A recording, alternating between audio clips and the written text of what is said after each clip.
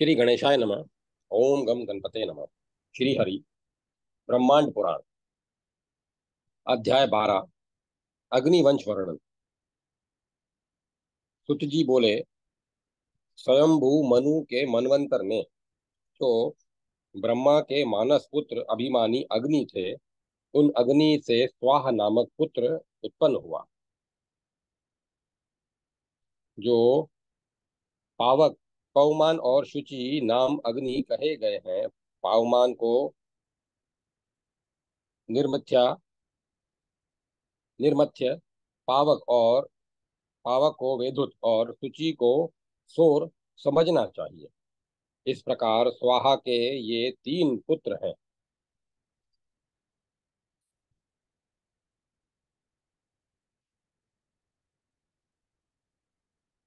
भाव यह है कि अग्नि का पुत्र स्वाहा, स्वाहा के तीन पुत्र पावक, पवमान और शुचि हुए। पवमान को निर्मिथ्य कहा गया है। इसका आशय यह है कि मंथन से पैदा होने वाली आग, जो आजकल माचिस आदि से पैदा होती है, वह है जो कि पूर्व काल में दो लकड़ियों के मंथन रगड़ से पैदा हुई थी। अतः वही पवमान है। पावक आकाश में चमकने वाली बिजली है, तथा शुचि सूर्य की अग्नि है। इस प्रकार यह वर्णन पूर्ण वैज्ञानिक है। जिसकी योनि जल है, अर्थात जो जल से पैदा हुई है, वे विद्युत अग्नि है। उसके स्थान वही है, अर्थात विद्युत जल से पैदा हुई और उसका स्थान जल ही है। पवमान का पुत्र कव्यवाहन कहा जाता है। पवमान का पुत्र सैरक्ष और शुचि का पुत्र हव्यः हव्यः हुआ।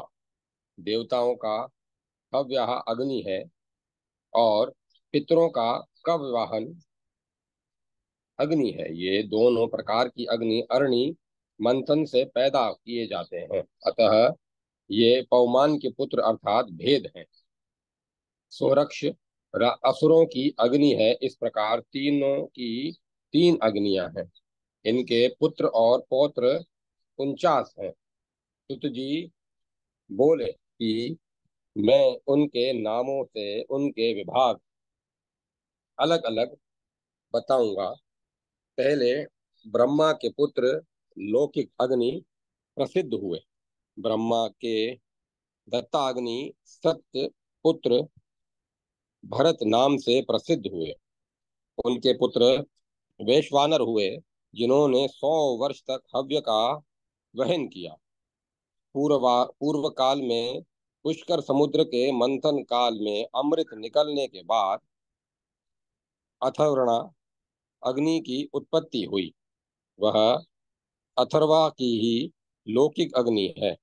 यह दर्प को नष्ट करने वाला अथर अर्थवर्ण कहा गया है। अथवरा को अथवरा तो भृगु हैं, जिनसे पैदा हुए अग्नि को अथावर्ण कहा गया। उनसे वह लौकिक अग्नि तो अथर्वा पुत्र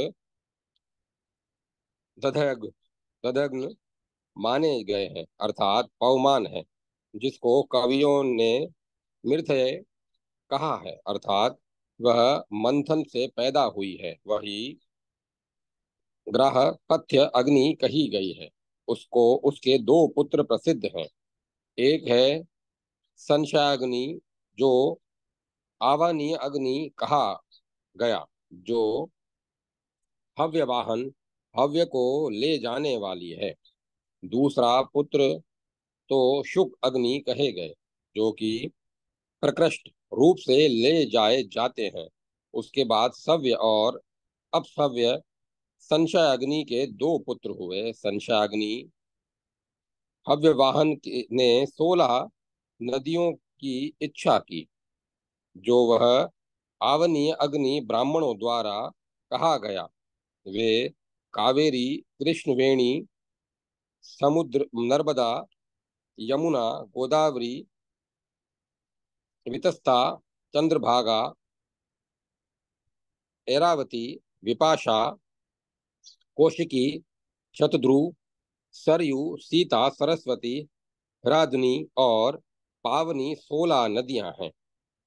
उन नदियों में 16 धाम पृथक पृथक विभक्त कर स्वयं को उन दृष्णियों नदियों के विशेष रूप से धारण किया, तथा अग्नि स्वयं धिषणी है। कृतिका का आचरण करने वाले धिषणी ने उन धिषण धिषणी के पुत्रों को उत्पन्न किया। वे धिषणियों में पैदा हुए थे, इसीलिए उन्हें धिषणी कहा गया। वैसे ही धिषणी शब्द के में अण अपत्यार्थ प्रत्यय से धिषण शब्द बनता है, जिसका अर्थ है धिषणी से जो पैदा हुआ वह धिषण हुआ। इस प्रकार वे सब नदी पुत्र धिषणियों में इसी प्रकार उत्पन्न हुए। वे जो नदी पुत्र धिषणियों में उत्पन्न हुए, उनके विहरण करने योग्य तथा उनके उपस्थित रहने योग्य जो स्थान है, उनका संक्षेप से उनको संक्षेप से सुनिए, जो यथावत बताए गए हैं। विभु, ऋतुवायु, अब प्रवाहण प्रवाहण अग्निद्र और अपर में धिषणी क्रम से यथास्थान यज्ञ के दिन यज्ञ में स्थित रहते हैं। अब जिनका निवास स्थान नहीं निर्धारित हुआ है, उनको क्रम से सुनिए। कृषाणु नामक जो सम्राट अग्नि है, वे यज्ञ के उत्तर द्वितीय वेदी में पर निवास करते हैं। सम्राट अग्नि जो प्रमुख है, उनको ब्राह्मण 8 प्रकार के बताते हैं। प्रस्तुत अग्नियों में परिषद अग्नि द्वितीय प्रकार के हैं, वे वेदी के पीछे रहते हैं। अन्य अग्नि तो पाताल में रहने वाले हैं। आकाश में रहने वाले अग्नि तो 4 प्रकार के बताए गए हैं। हव्य उसके बाद शास्त्रीय अग्नि कहे जाते हैं। हव्य यज्ञ में आहूत द्रव्य की गंध को ले जाने वाले हैं। वह असमृष्ट अर्थात सूर्य से मिले हुए नहीं है। वह शामित्र कर्म में प्रयुक्त होते हैं। ऋतुधाम और सुज्योति औदुंबरीय कही गई है। विश्ववच्च अग्नि समुद्री अग्नि है, जो समुद्र में ज्वार भाटा का कारण है। वह ब्रह्म स्थान में रहने वाली बताई जाती है। ब्रह्म ज्योति और वसु अग्नि ब्रह्म स्थान में रहते हैं। अजेकपाद अग्नि पास में रहने वाले हैं, जो यज्ञशाला मुख में स्थापित किए जाते हैं। अहिर्बुर्धन अग्नि का कोई स्थान निर्धारित नहीं, वह गृहपति कहलाते हैं। शस्य अग्नि के सब पुत्र ब्राह्मणों द्वारा उपस्थापित करने योग्य कहे जाते हैं। उसके इसके बाद विहरण करने योग्य अग्नियां और उसके उनके 8 पुत्रों को बताऊंगा। विभु, प्रवाहण, आनिद्र तथा अपर, ये धिषणी से पैदा हुए सब यज्ञ कर्म में एक दिन यथास्थान विधि पूर्वक प्रयोग किए जाते हैं। ये सब अग्नि यज्ञ अग्नि है, तथा ये अग्नि यज्ञ में आहूत सुगंधित द्रव्य को ले जाने वाले, जो वातावरण को शुद्ध करते हैं। प्रशांत अग्नि प्रचेता तो यहाँ पर दूसरे अग्नि है, अर्थात उनका दूसरा स्थान है। उसके बाद अग्नि वैश्वे देव है, जो ब्राह्मण से शंसी कहे जाते हैं। उशिक अग्नि कवि है, वह पोत अग्नि के रूप में कल्पित किए जाते हैं, जो जल तक रहते हैं। अथवा अभारी अग्नि वैष्णी कहे जाते हैं। अब स्प्रुजु चिंगारी से पैदा करने वाले। अफ्रुज अग्नि विवस्वान है, यह आस्थान एक स्थान पर रहने वाले हैं। 8वें अग्नि सुधि अग्नि है, वे मार्जालीय कहे जाते हैं। धिषणी आवाहना, ये सब ब्राह्मणों द्वारा एक दिन के यज्ञ में व्यवहार किए जाते हैं। जिस अग्नि की योनि जलों की है, जिसको जलों में होना कहा जाता है, अतः वही जो पावक नाम से, जो जल से उत्पन्न है, जिसका गर्भ ही जल है, उसे अग्नि अवभृत जानना चाहिए, जो कि वरुण के साथ रहते हैं। अवभृत अग्नि के पुत्र रक्ष है। जो अग्नि मनुष्यों के पेट में खाद्य पदार्थ पचाते हुए स्थित है। हिरण्य शब्द का अर्थ है हृदय शेते, अर्थात जो अग्नि हृदय में होते हैं, वे हिरण्य हुए। हृत धन शी धन अच से हृष्य शब्द बना है। मृत्युमान अग्नि, जिसे वायु पुराण में मन्युमान कहा गया है, वे अग्नि हिरण्य जठराग्नि के विद्वान पुत्र कहे गए हैं। आपस में टकराकर उठे हुए वे इस संसार में प्राणियों को विशेष रूप से जला देते हैं। मन्युमान अग्नि के पुत्र घोर संवर्तक अग्नि कहे गए हैं। संवर्तक बड़वानल को कहा जाता है, जो कि समुद्र में से पैदा होती है। यही अग्नि प्रलयकालीन अग्नि है, इसीलिए उसे घोर कहा गया। जल को पीते हुए जो वड़वा मुख समुद्र में ही रहते हैं, उन समुद्रवासी अग्निपुत्र का सहरक्ष बताए जाते हैं। सहरक्ष का पुत्र शाम अग्नि मनुष्यों के घरों को जला देते हैं। शाम के पुत्र क्रव्याहद अग्नि है, जो मृतकों को जलाते हैं। इस प्रकार से पावक अग्नि के पुत्रों का ही वर्णन किया गया। उसके बाद शुचि अग्नि की तो निश्चित ही तौर है। सूर्य भी अग्नि है। गंधर्वों द्वारा समुद्र मंथन में अरणि से पैदा हुए जो अग्नि भगवान वायु नाम से पुकारे जाते हैं, वायु अग्नि के पुत्र महेश हैं, और उनके पुत्र सहस हैं। पावक यज्ञों में ये अग्नि प्रतिष्ठित होते हैं। वे सहस कहे जाते हैं। सहस अग्नि के पुत्र अद्भुत महाशय हैं, तथा अद्भुत के भी महान पुत्र विविध कहे गए हैं। ये अभिमानी विविध प्रायश्चित होमों में यज्ञ में डाले हवि का सदा भोग करते हैं।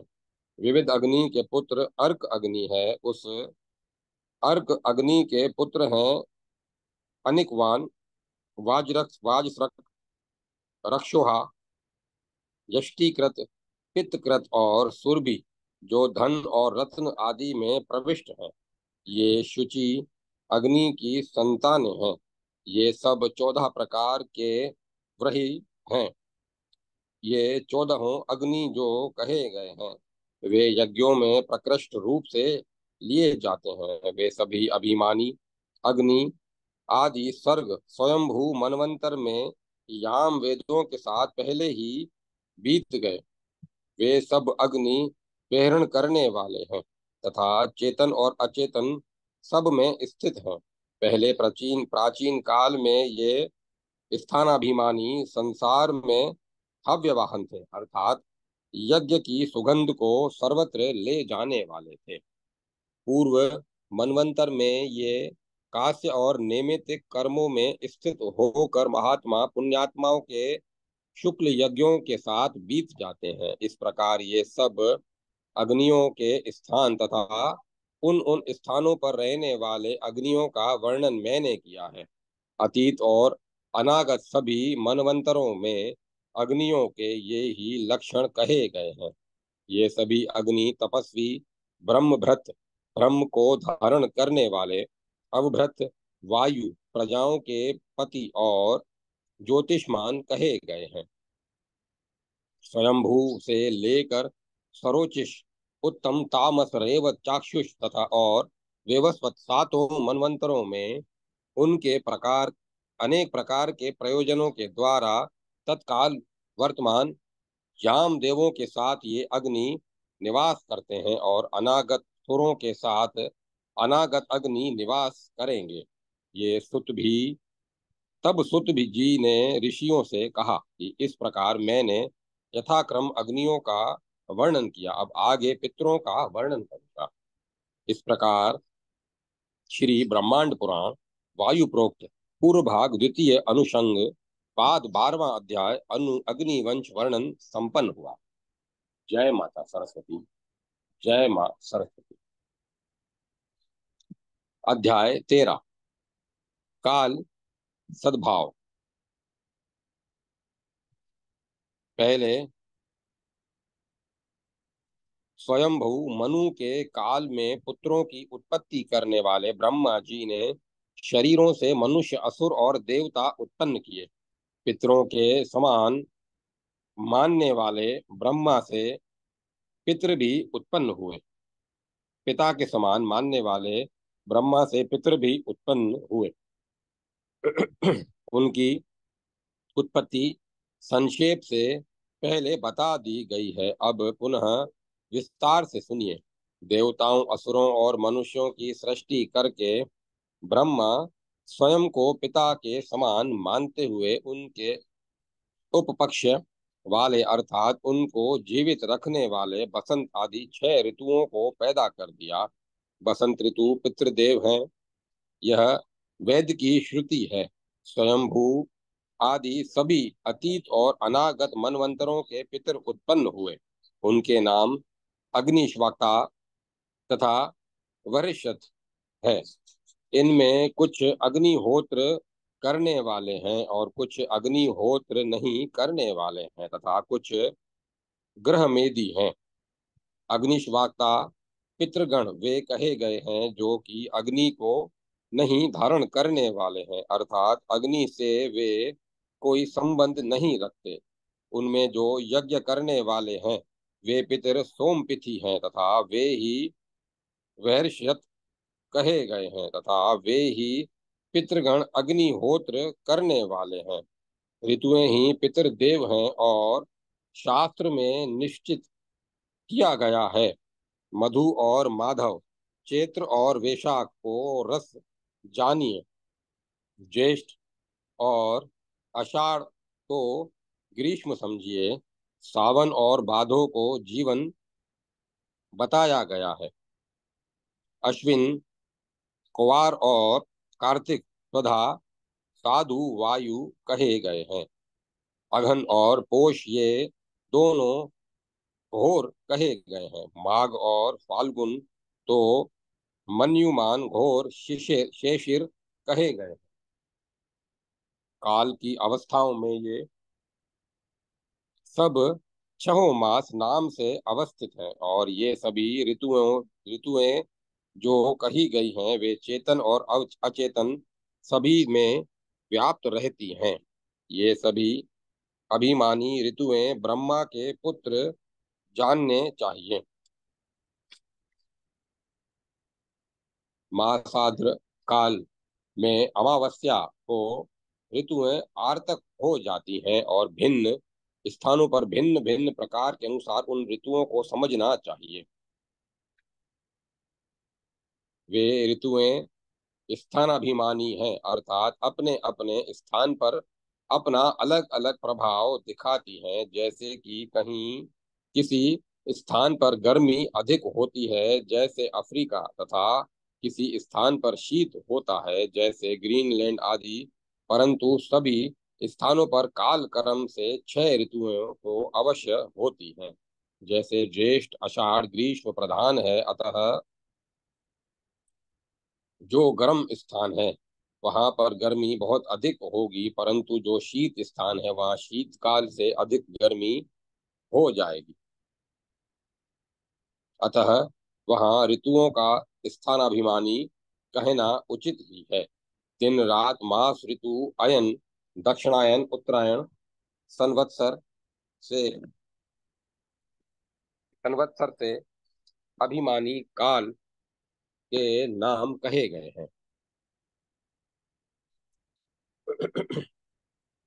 इनमें जो अभिमानी काल है जिसमें इनमें जो अभिमानी काल की अवस्था व्यवस्थित करने वाले हैं वे सब उसी अस्तित्व में रहने वाले उन्हीं के समान है।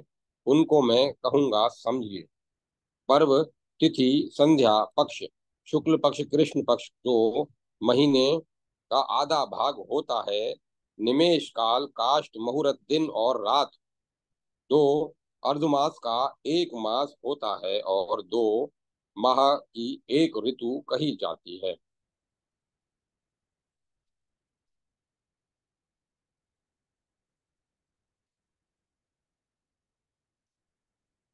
तीन ऋतुओं का एक अयन होता है। इस प्रकार दक्षिण और उत्तर क्रम से दो अयन होते हैं। जब सूर्य दक्षिण की ओर होते हैं तब दक्षिणायन, तथा जब उत्तर की ओर रहते हैं तब उत्तरायण होता है। इन दोनों अयनों को मिलाकर एक संवत्सर समेत होता है। ये सभी स्थानाधिकारियों के स्थान हैं। ये ऋतुएं तो इस समेत के पुत्र हैं। इनकी संख्या 6 समझनी चाहिए। ऋतु पुत्रों की संख्या 5 है, जो सब आर्तव लक्षणों वाले हैं। आर्तव का अर्थ ही है जो ऋतु से पैदा हुए। इसीलिए ऋतु पुत्रों का आर्तव कहा गया है। ऋतु पुत्रों को आर्तव कहा गया है। उन उन आर्तवों से ही स्थाणु, पृथ्वी पर जल, नदी, पर्वत आदि, तथा जगम, नर, वानर, पक्षी, पशु आदि उत्पन्न होते हैं। इस प्रकार ऋतु पुत्र आर्तव जड़ चेतन के पिता हैं। इसी कारण ऋतु में सब जड़ चेतन और पितामह हुए समेत ही तो प्रजापति की समस्त प्रजाओं को उत्पन्न करते हैं। उसी कारण से संवत्सर निश्चय ही प्रजाओं के पितामह कहे जाते हैं। ये सभी अपने अपने स्थान पर रहने के कारण स्थानात्मक कहे गए हैं। उसी रूप में वर्तमान रहने के कारण वे उनके पुत्र कहे गए हैं। जो प्रजापति कहे गए हैं वे तो संवत्सर ही माने गए हैं।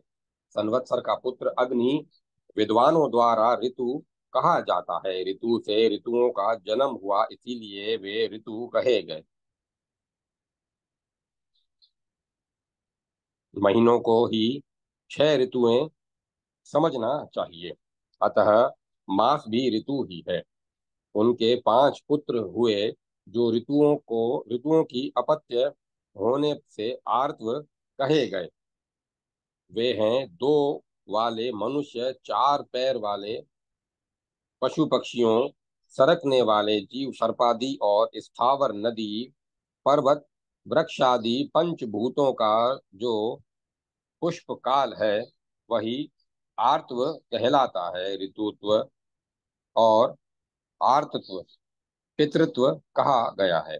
इस प्रकार ये सभी पितृ ऋतु और आर्तव पितृ समझे जाने चाहिए। इन ऋतु और आर्तव से ही सभी प्राणी ऋतु काल से उत्पन्न हुए हैं।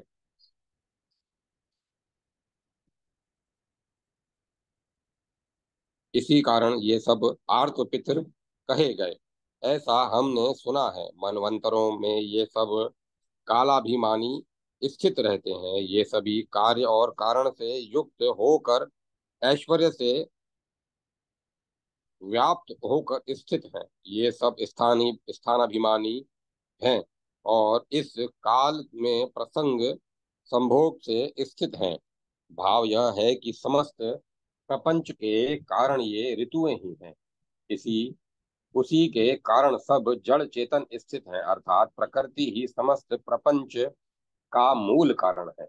ऋतुएं प्रकृति की प्रतीक हैं, तथा वे ऋतुएं अकेले ही सकल प्रपंच की कारण नहीं है। उनमें ऐश्वर्य व्याप्त है, अर्थात वे सब ईश्वर की शक्ति से सकल प्रपंच की कारण है। अग्निश्वाता और बृहस्पति, ये पितर पुनः दो प्रकार के हैं। उन्होंने लोक प्रसिद्ध दो कन्याओं को उत्पन्न किया। उनका नाम था मैना और धारिणी, जिन्होंने इस संसार को धारण किया। वे दोनों ब्रह्मवादिनी और योगिनी थी। पितरों ने उन दोनों कन्याओं को धर्म के लिए प्रदान कर दिया है। अग्निश्वाता जो कहे गए, उनकी मानसी पुत्री मैना थी। धारणी बहिर्षद और बहिर्षद की मानसी कन्या कही गई है। बहिर्षद पितर के से ने धरणी धारणी मेरु की पत्नी बनाने के लिए उत्पन्न किया था। बहिर्षद पितर जो सोम पीने वाले हैं, अग्निश्वाता ने तो मैना को हिमालय को प्रदान कर दिया, अर्थात हिमालय के साथ मैना का विवाह कर दिया। ये सब उपरहुत शमाद बताए गए हैं। और उनके नाती देवतो देवता का नाम सुनिए। मैना हिमवान की पत्नी थी। उसने मैनाक को पैदा किया। गंगा श्रेष्ठ नदी थी जो लवणोदधि की पत्नी थी। मैनाक पर्वत का पुत्र क्रोंच था, जो कि क्रोंच द्वीप कहा गया।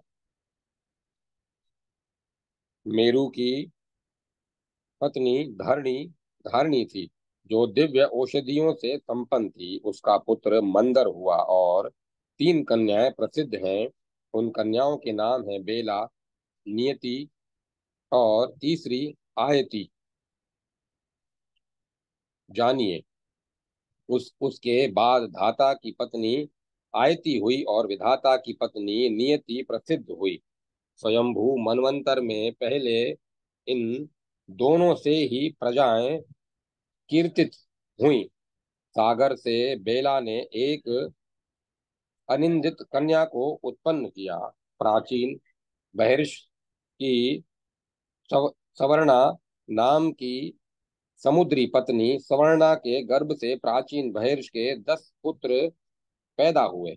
ये सभी प्रचेतास नाम वाले थे और सब धनुर्वेद में पारंगत थे।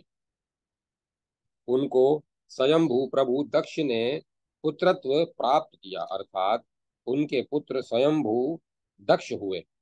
चाक्षुष मनु के मनवंतर में त्रयमक के शाप के स्वयंभू दक्ष प्राचेतस के पुत्र रूप में पैदा हुए। यह सुनकर उसके शाष्पायन ने सुत जी से पूछा कि चाक्षुष मनु के अधिकार काल में शंकर के अभिशाप से दक्ष कैसे उत्पन्न हुआ, यह हम पूछने वालों को बताएं। यह सुनकर सुत जी ने दक्ष से आश्रित कथा को शांशपायनी को बुलाकर त्रयंबक के शाप के कारण वाली कथा को कहा। सुत जी बोले कि दक्ष की 8 कन्याएं थी, यह मैं पहले ही कह चुका हूँ। उन सबको उनके अपने अपने घरों से बुलाकर पिता दक्ष ने अपने घर में पूजा सत्कार किया।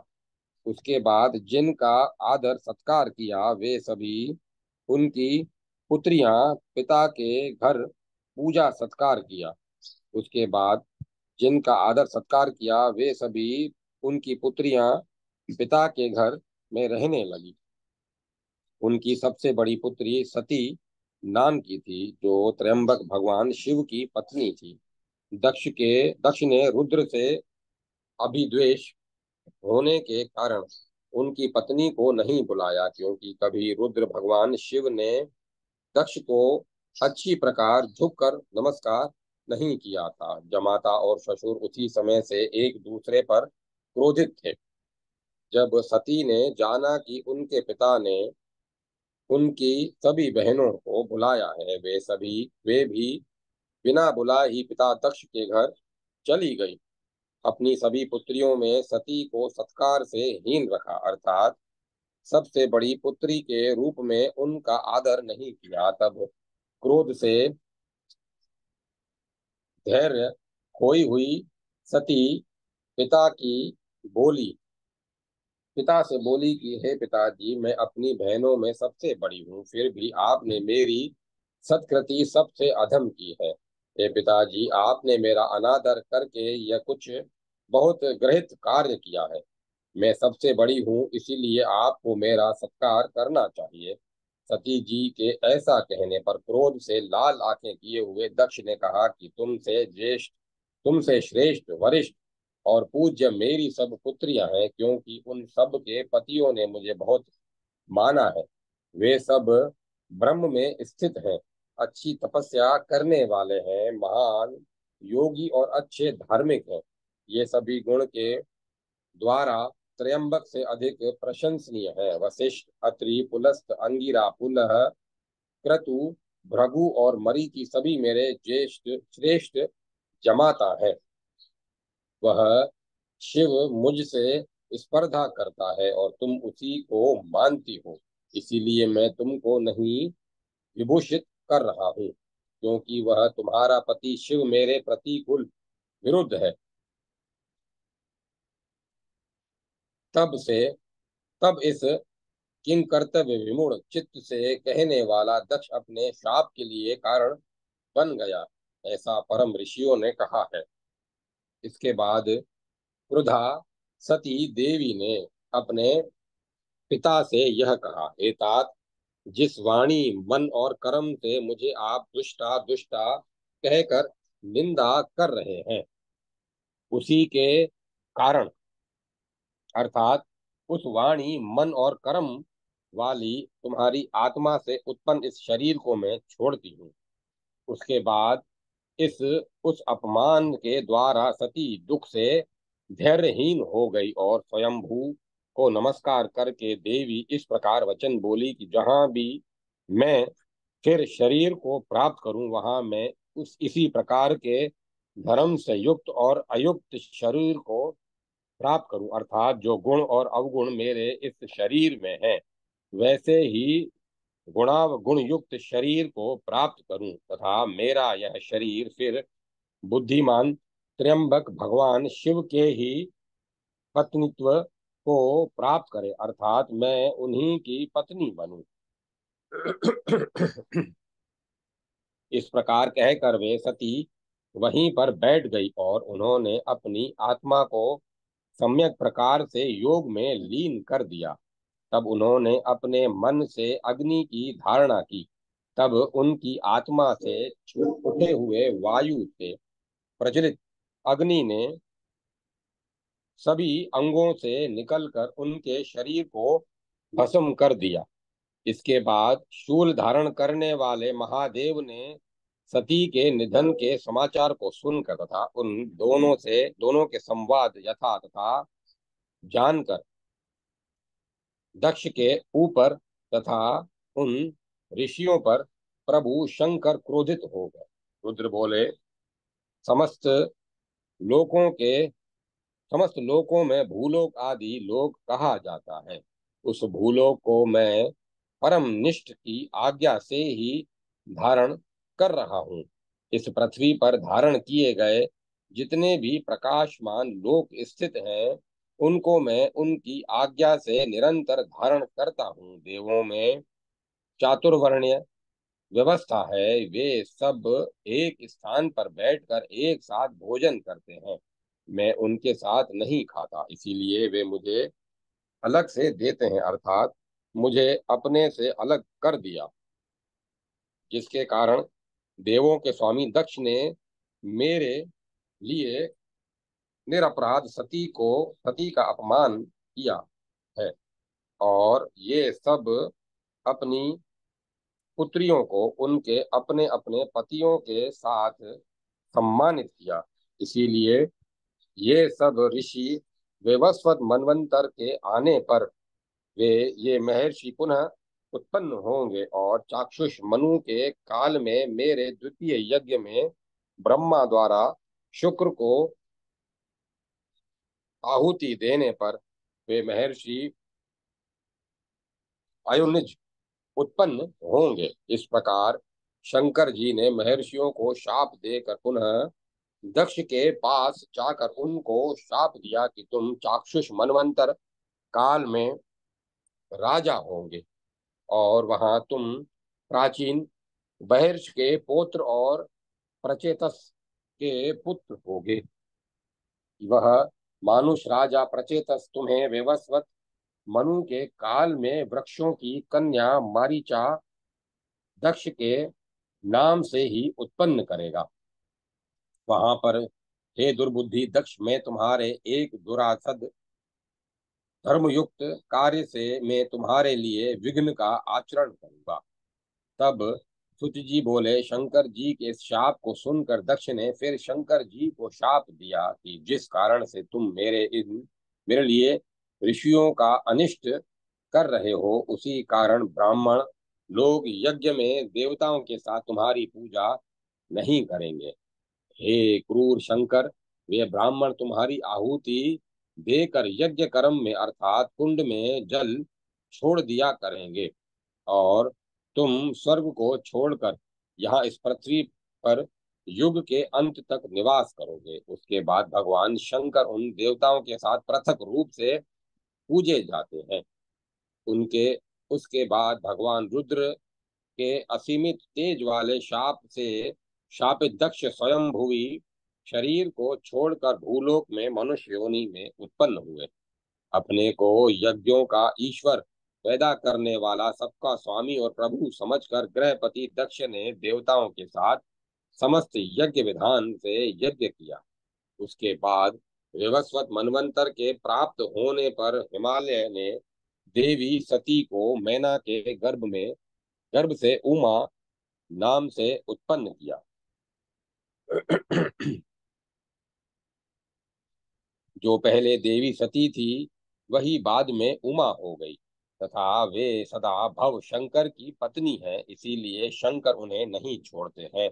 जैसे मारीची और कश्यप को देवी अदिति और अनुवर्ता नहीं छोड़ती, जैसे नारायण श्री लक्ष्मी और इंद्र को इंद्राणी शची नहीं छोड़ती, जैसे विष्णु को कीर्ति सूर्यका और वशिष्ठ को अरुंधति नहीं छोड़ती, ये सभी देवियां अपने अपने पतियों को कभी नहीं छोड़ती। कल्पों के बीतने पर वे अपने वे उनके साथ फिर पैदा होती हैं।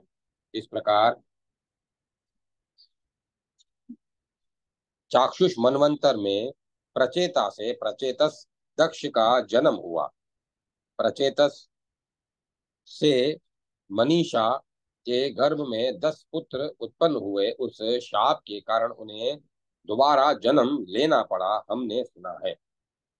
पहले वेवस्वत मनवंतर के पहले त्रेता युग में भृगु आदि 7 महर्षि उत्पन्न हुए।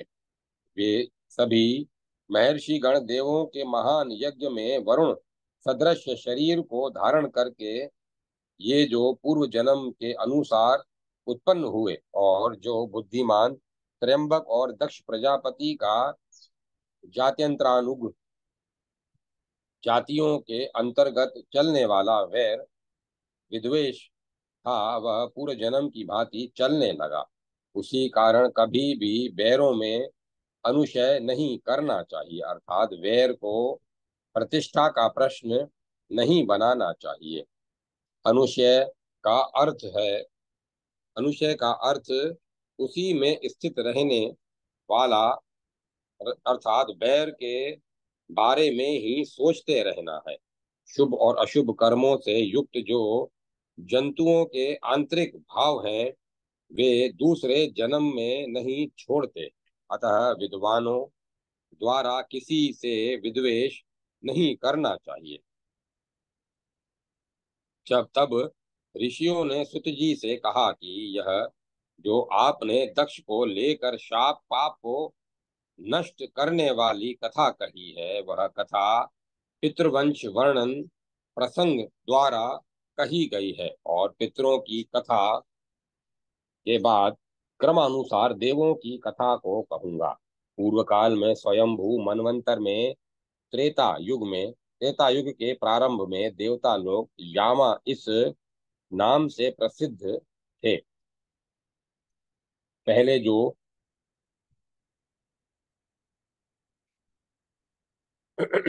यज्ञ के पुत्र के रूप में प्रसिद्ध थे, वे अजन्मा होने के कारण ब्रह्मा के पुत्र के रूप में प्रसिद्ध हुए तथा वे अजीत थे, अर्थात उन्हें कोई जीत नहीं सकता था। स्वयंभू मनु के पुत्र शुक्र नामक मानस कहे गए। उनमें जो गण थे वे देवों के 3 गण हुए।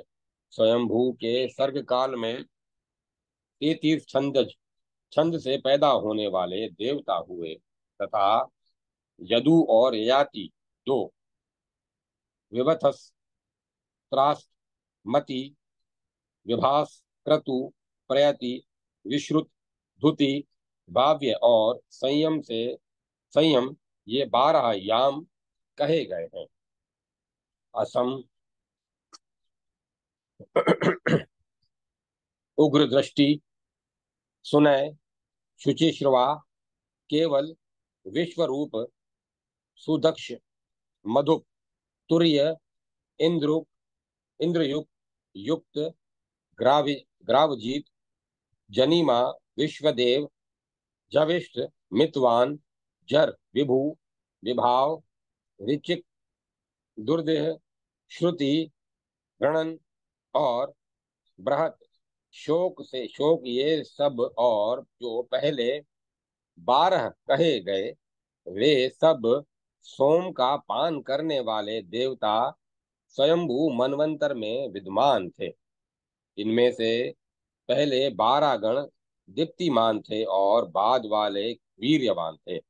उनमें सबसे पहले विश्व का भोग करने वाले सबके स्वामी राजा थे।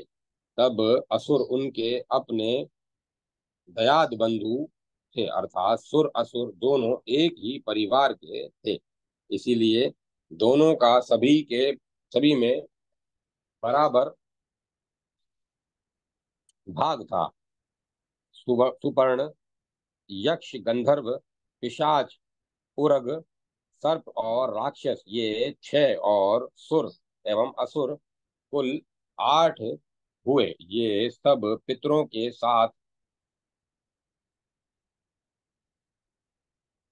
साथ हैं। स्वयंभू मनवंतर काल में उनकी हजारों संतानें बीत चुकी हैं। प्रभाव वायु और बल में सबका प्रभाव और रूप दोनों ही भरपूर थे। कोई किसी के से कम नहीं था। यहाँ पर उनका वर्णन विस्तार रूप से नहीं किया जा रहा है तथा यहाँ पर यह प्रसंग भी नहीं है। स्वयंभू मनु की सृष्टि का विस्तार वर्तमान और व्यवस्वत से मनु के समान ही समझना चाहिए।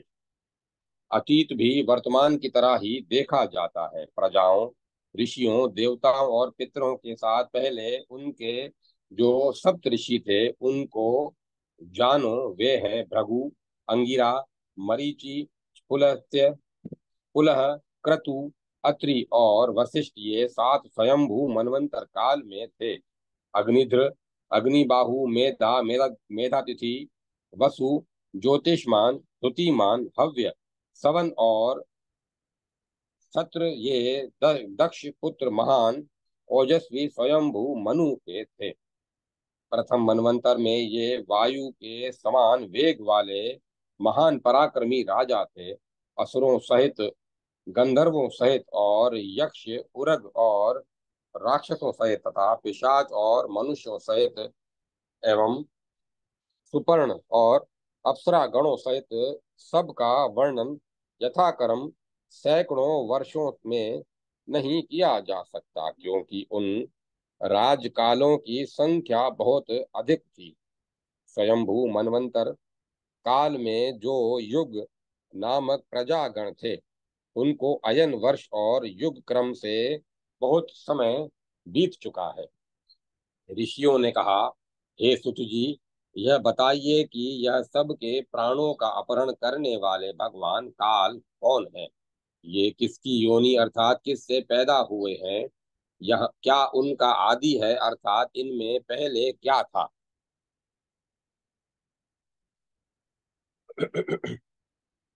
क्या क्या इनका आदि है, अर्थात इनसे पहले क्या था, क्या उनके तत्व हैं, तथा क्या उनकी आत्मा है, उसकी कौन इनकी आंख है, क्या इनकी आकृति है, क्या इनके अव्यय हैं, क्या इनका नाम है, तथा कौन इनकी आत्मा है। सुत जी बोले कि काल का सद्भाव सुनो, और सुनकर ये सुनकर के ध्यान दीजिए। इन काल की योनि सूर्य, अर्थात काल को पैदा करने वाले सूर्य हैं। इनका आदि प्रारंभ निमेष है, और संख्या इनकी आंख कही जाती है। इस काल की मूर्ति दिन और रात है, और निमेष इनके अवयव हैं। कालात्मक सतत्व संवत्सर इनका नाम है। वर्तमान, भविष्य और भूत इनकी आत्मा है, तथा 5 प्रकार में बटी हुई काल की अवस्थाएं जानिए। दिन, अर्धमास और मासों के साथ ऋतुएं और अयन, उत्तरायण, दक्षिणायन है। अयन घर है। ये इनकी 5 अवस्थाएं हैं। प्रथम संवत्सर, द्वितीय परिवत्सर, तीसरा इड़वत्सर, चौथा अनुवत्सर और पांचवा वत्सर युग नाम काल कहलाता है। इनके वर्णनीय तत्वों को बताऊंगा, सुनिए। क्रतु नामक अग्नि को जो मैंने पहले कहा है, वही संवत्सर माना गया है। सूर्य से उत्पन्न परिवत्सर काल ही अग्नि के रूप वाला है। शुक्ल पक्ष और कृष्ण पक्ष की गति वाला जलों के सार से युक्त वह आकाशगामी सोम चंद्रमा इड़ावत्सर है। ऐसा पुराण में निश्चय किया गया है। जो यह अपने 49 शरीरों से लोकों को पवित्र करते हैं, तथा जो संसार को अनुप्राणित करने वाले हैं, वे वायु अनुवत्सर है। अहंकार के कारण रोए हुए रुद्र, जो ब्रह्मा से संभूत हुए, वे नील लोहित रुद्र वत्सर समझने चाहिए। उनको तत्व सहित मैं बताऊंगा, सुनिए। अंग प्रत्यंग के संयोग से ऋग्वेद, सामवेद और यजुर्वेद में के उत्पत्ति स्थान कालात्मा प्रपितामह पांचों के स्वामी हैं। ये ही अग्नि है, वे ही यम है, वे ही काल है, और वे ही प्रजापति हैं। विद्वानों ने सूर्य को संवत्सर की योनि कहा है, अर्थात सूर्य से संवत्सर उत्पन्न हुए, ऐसा विद्वानों ने कहा है। उन्हीं सूर्य के कालों का विभाग, अर्थात मास, ऋतु, अयन, ग्रह, नक्षत्र, शीत, उष्ण, वर्षा, आयु, कर्म तथा दिनों का विभाग होता है। ये भास्कर सूर्य ही अनेक प्रकार के विभागों के और दिनों के उत्पत्ति करता है। ये प्रसन्नात्मा ब्रह्मपुत्र प्रजापति सूर्य एक एक दिन, मास और ऋतु में विकार पैदा करने वाले हैं। ये ही आदित्य, सविता, भानु, जीवन और ब्रह्म सत्वकृत कहे जाते हैं। ये सूर्य ही सब भूतों को पैदा करने वाले और अविनाशी हैं, इसीलिए वे भास्कर कहे जाते हैं। द्वितीय परिवत्सर ताराभिमानी चंद्रमा को समझिए। ये सोम समस्त औषधियों के पति हैं, अर्थात वे प्रपितामह कहे जाते हैं। ये सभी जीवों को जीवन देने वाले और योगक्षेम करने वाले हैं। ये सदैव जगत को जागरूक होकर देखते हुए अपनी किरणों से जगत का पालन करते हैं। तिथि, पर्व, पूर्णिमा, अमावस्या के योनि उत्पादक और रात को पैदा करने वाले अमृत की आत्मा रूप प्रजापति है। इसीलिए ये चंद्रमा इड़वत्सर कहे गए हैं। ये जो प्राण, अपान, समान, उदान और ज्ञानात्मक कर्मों द्वारा संसार में सब प्राणियों की सब प्रकार से चेष्टा के प्रवर्तक हैं, ये इंद्रियां, मन, बुद्धि, ऋतु और बल, इन पांचों की समान काल क्रिया संपादित करते हुए अपनी आवाह चारों ओर हवा चलने तथा प्रवाह सर्वत्र व्याप्त होने की क्रिया से सबकी आत्मा है और समस्त संसार की रचना करते हैं, तथा जो उपकार करने वाले अपने 49 शरीरों से वर्तमान हैं, वे वायु ही ये वायु ही सब प्राणियों को विशेष रूप से धारण करने वाले हैं। ये ही अग्नि, जल, भूमि, सूर्य, चंद्रमा की योनि है, अर्थात इनके पैदा करने वाले हैं। वे ये वायु ही प्रजापति होकर लोक की आत्मा है। ये ही प्रपितामह है। ये दिन और रात को करने वाले हैं। इसीलिए ये वायु देवता ही अनुवत्सर हैं। ये प्रजाओं के स्वामी चार उपपक्ष से उत्पन्न है। ये सब लोकों में पितृ तथा लोकों की आत्मा कहे गए हैं। ध्यान करते हुए ब्रह्मा के मुख से रुद्र उत्पन्न हुए। ये ही ऋषि, महात्मा, भूतात्मा और प्रपितामह हैं। ये ही सभी प्राणियों के ईश्वर और प्रणव ओम कहे जाते हैं। ये ही आत्मा के वेश में प्राणियों के अंग प्रत्यंग की उत्पत्ति करने वाले हैं।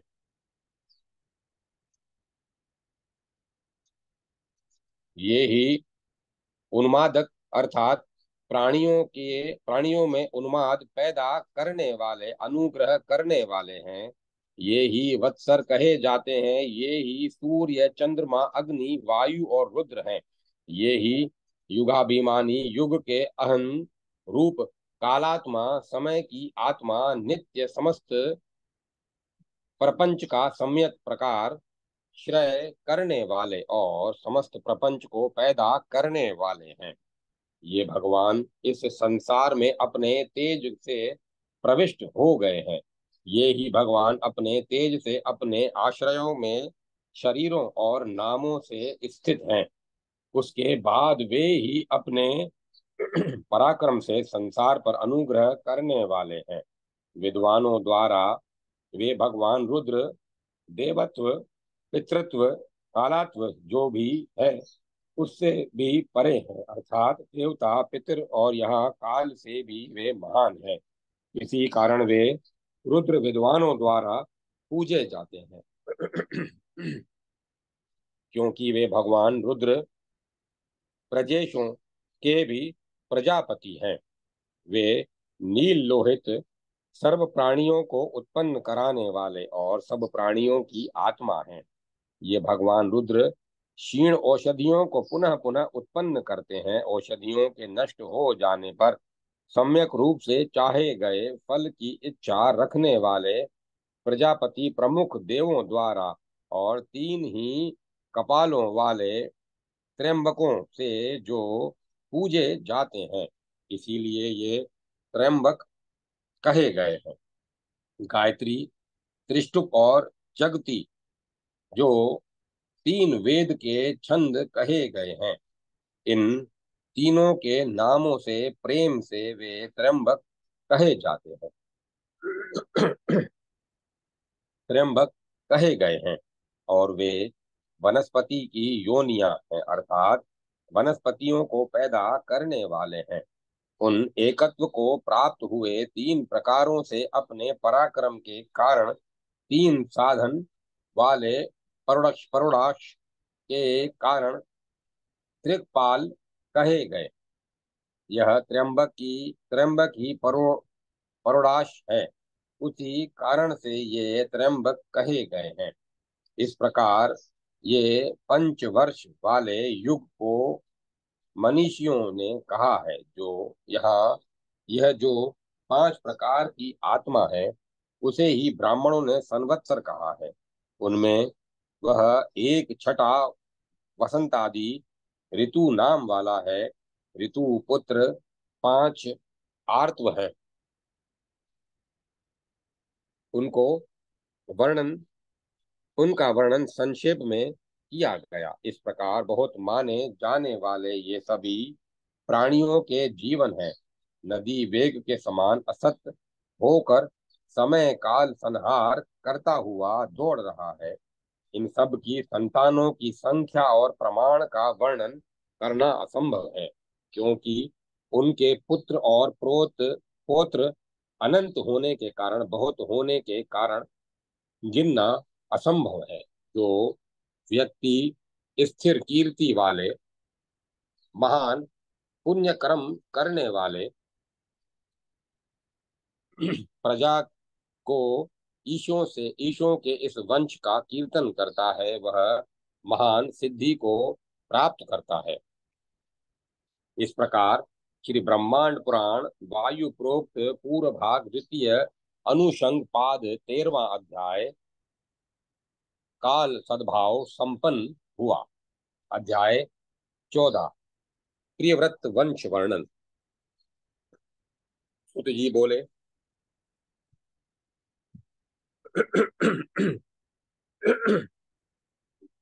जय माता सरस्वती, जय माता।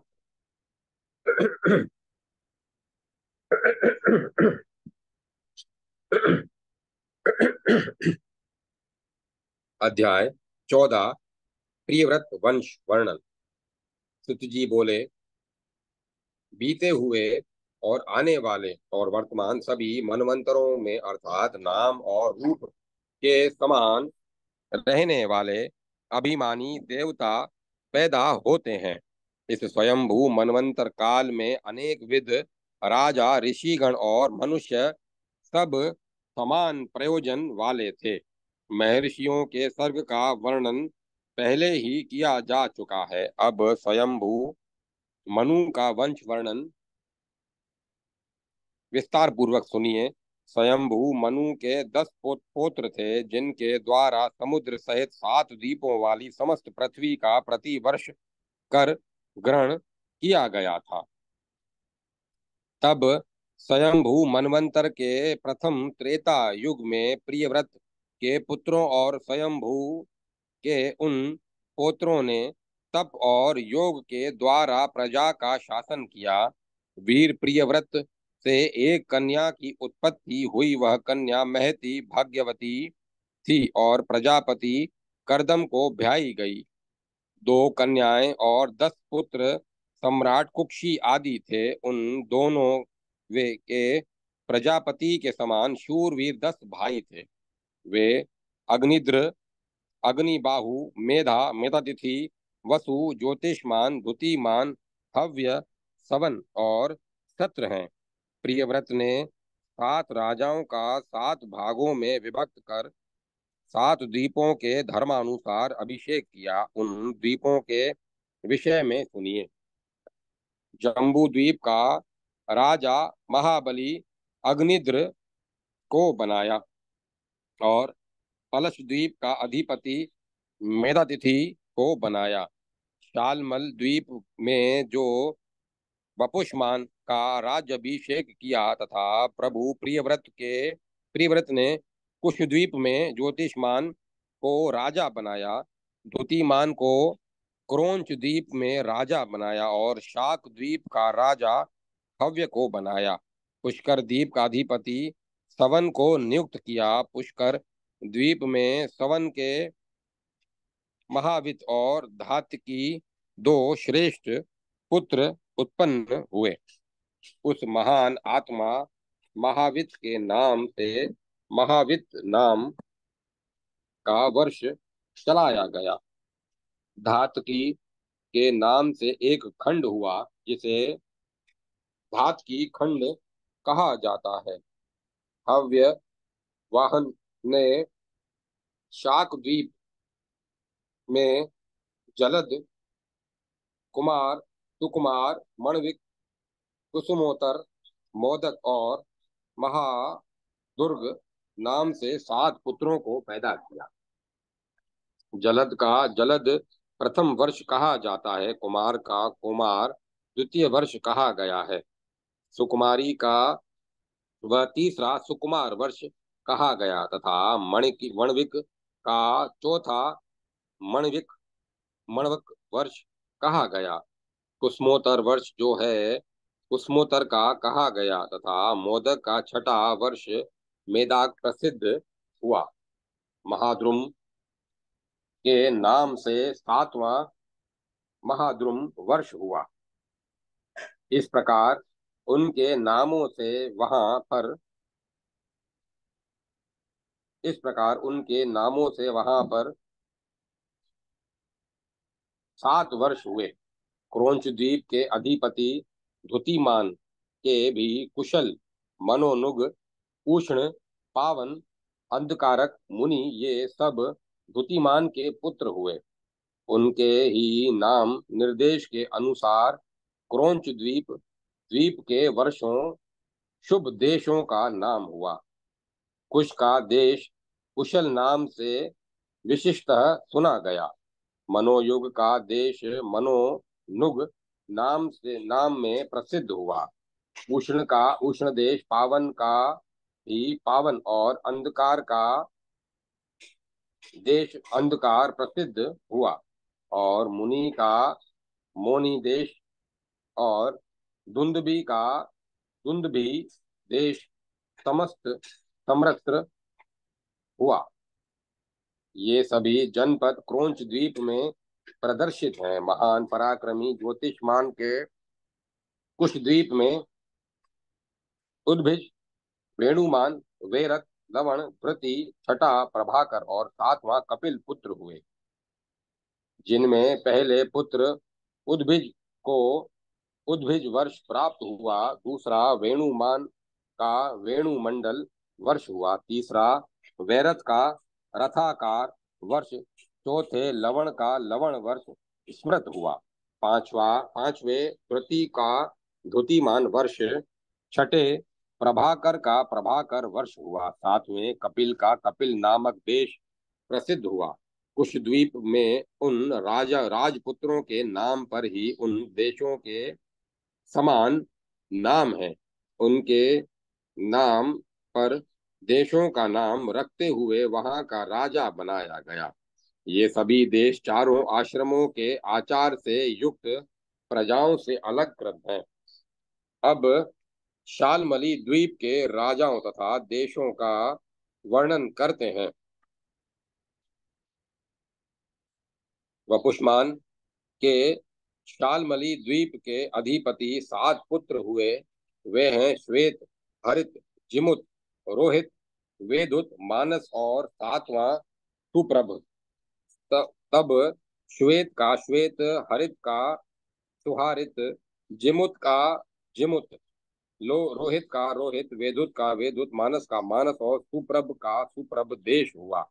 इस प्रकार नामों के अनुसार 7 देशों के 7 अधिपति हुए।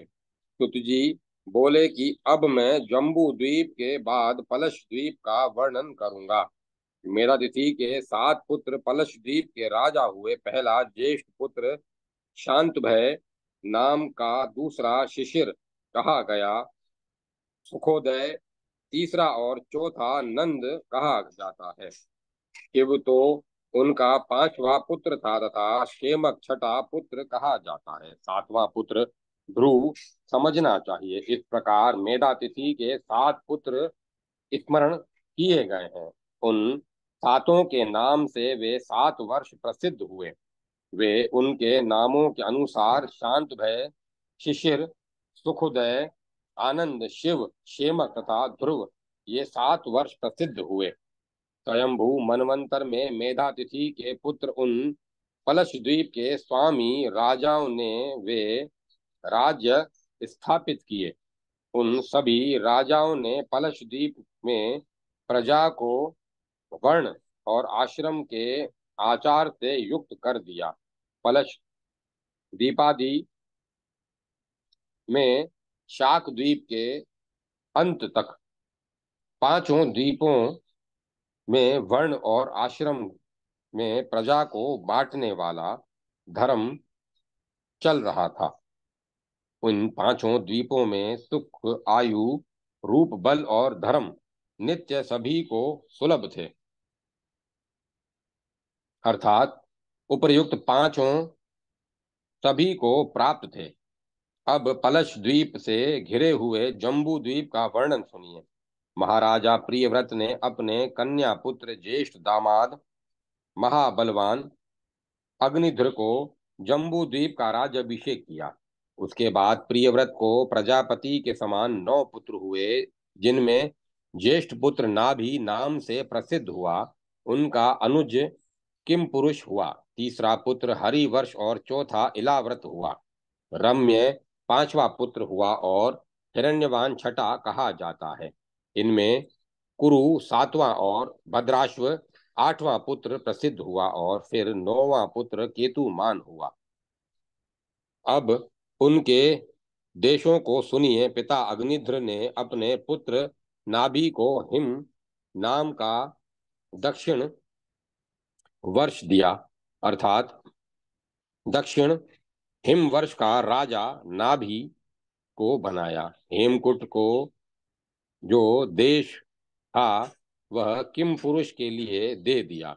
नेषद को नेषद जो वर्ष कहा गया उसको हरि वर्ष दे दिया, तथा जो सुमेरु पर्वत के मध्य में है तिब्बत को एलाव्रत दे दिया। नील नाम का जो वर्ष था वह पिता अग्निदृक ने रम्य नामक पुत्र को दिया, तथा उससे उत्तर को श्वेत वर्ष है उससे उत्तर जो श्वेत वर्ष है उसको पिता ने हिरण्यवान को दे दिया। जो वर्ष शृंगवान पर्वत के उत्तर में था उसे कुरु को प्रदान कर दिया।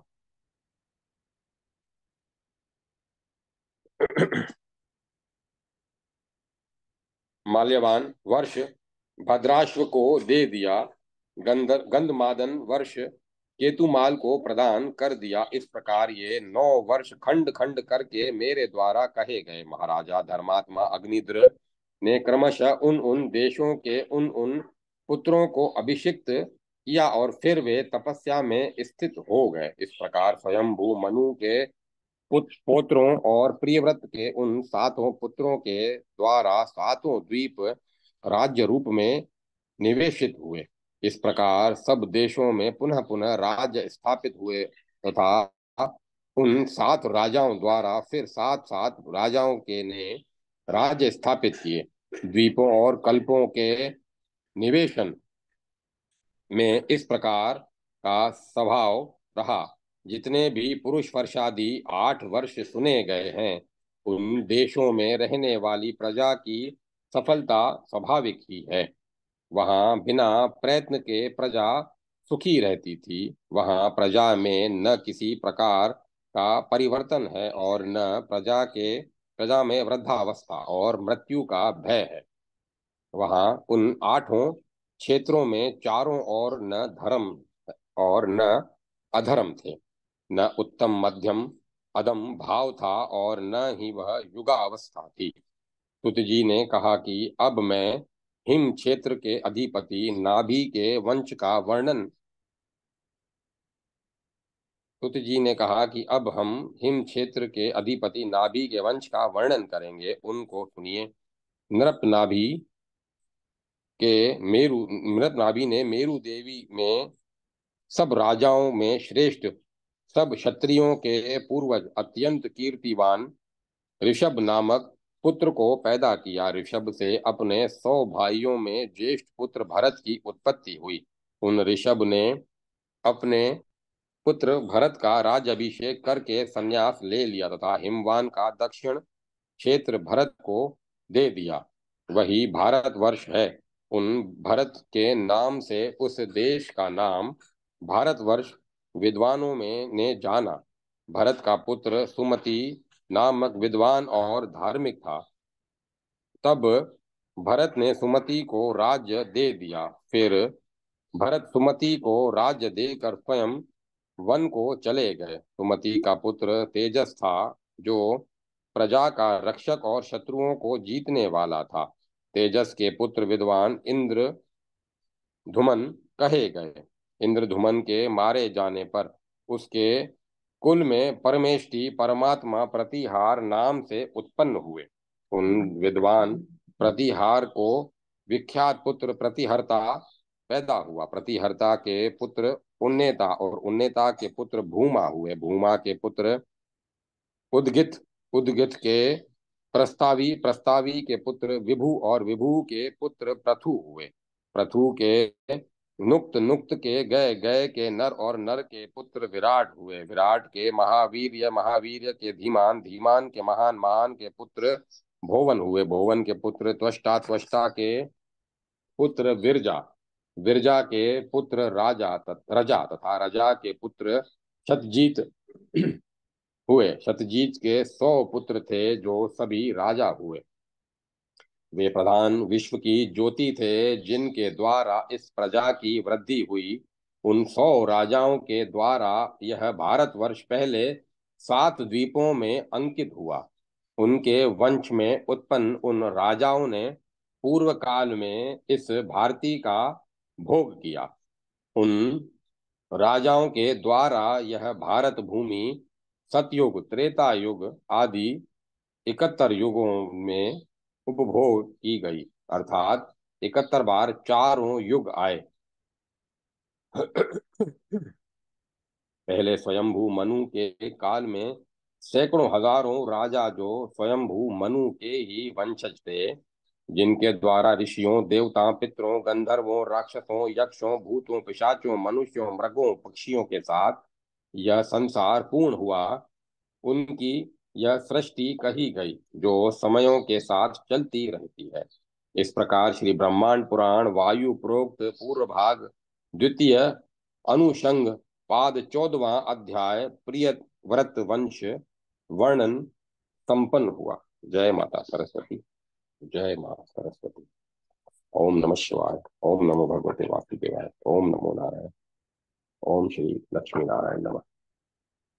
ओम तत्सत। ओम तत्सत। ओम तत्सत। कथा को विराम दिया जाता है।